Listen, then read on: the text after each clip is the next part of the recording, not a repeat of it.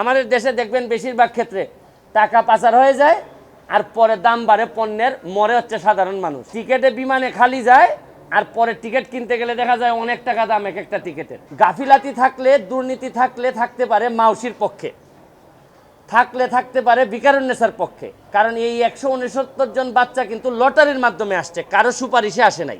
কোনো বিদেশে হইলে এইরকম বাচ্চার ভবিষ্যৎ নষ্ট করার কারণে বোর্ডের প্রায় পার বাচ্চার জন্য 1 মিলিয়ন করে হচ্ছে ক্ষতিপূরণ আদায় করা যেত।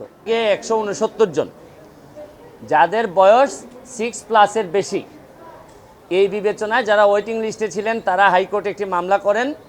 মামলা করে হাইকোর্টের রুল শুনানির আগেই তারা দেখা যাচ্ছে যে ইন্টারিম অর্ডার নিয়ে মামলার ভয়েই বোর্ড প্রথমেই দেখা যাচ্ছে যে এদের বাতিল করে ওই বাকি যারা ওয়েটিং লিস্টে ছিল তাদেরকে প্রায় ভর্তি করার পথে চলে গেছিল।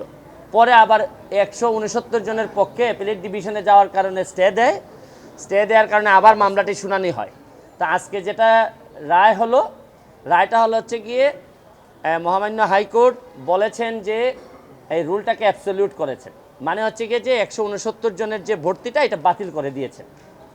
এখন অনেক কথাই এখানের মধ্যে জাজমেন্টে আছে, শুধু আপনাদেরকে একটা কথা বলতে চাই।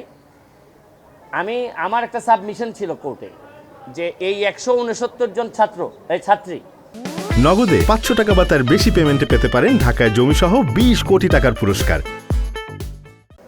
বা তাদের গার্ডিয়ানের পক্ষ থেকে যদি কোনো দুর্নীতি জালিয়াতি না থেকে থাকে, আর এইটা যে যদি তাদের দোষ একমাত্র তারাই যদি দোষী হয়ে না থাকে, তাইলে এই ছাত্রীগুলা জীবনের প্রথম 2 মাস ক্লাস করার পর এদের একটা কলঙ্ক লেগে গেল বা লেগে যাবে যদি এরকম একটা আদেশ হয়।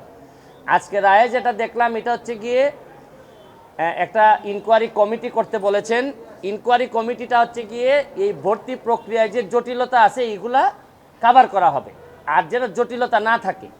কিন্তু রায়ে কোথাও আমরা দেখলাম না যে এইখানে বলা হয়েছে যে গার্জিয়ানদের পক্ষ থেকে কোনো জালিয়াতি বা স্ক্যাম ছিল। তো এইটা একটা প্রমাণ, বাংলাদেশে একটা আইডিয়াল একটা এক্সাম্পল আপনি ধরে নিতে পারেন।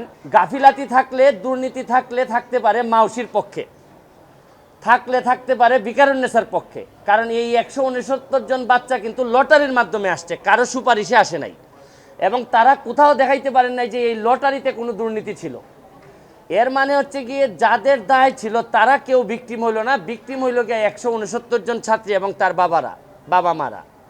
এবং আমার বিষয়টাই হচ্ছে গিয়ে এইখানে একটা জিনিস, এমন একটা দেশ এখানে দেখেন যে অন্য কোনো বিদেশে হইলে এইরকম বাচ্চার ভবিষ্যৎ নষ্ট করার কারণে বোর্ডের পার বাচ্চার জন্য 1 মিলিয়ন করে হচ্ছে ক্ষতিপূরণ আদায় করা যেত।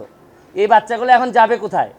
এরা 2 মাস এই ভিকারুন্নের সাথে পড়ার পর এদেরকে আপনি জীবন শুরু করার সময় বলে দিলেন যে আরে তোমরা তো হাইকোর্টের রায়ই তো তোমরা বাতিল হয়েছে, তোমাদের মধ্যে ঝামেলা আছে।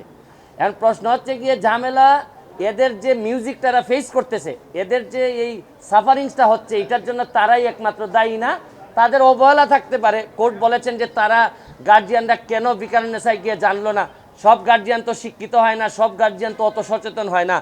আপনার লটারির মাধ্যমে একটা ডিজাইন করা সফটওয়্যারের মাধ্যমে নাম আসছে বইলেই তো এরা ভর্তির চান্স পাইছে, এবং পরে এটা ভিকারুন্নেসা এটা বৈধ করছে।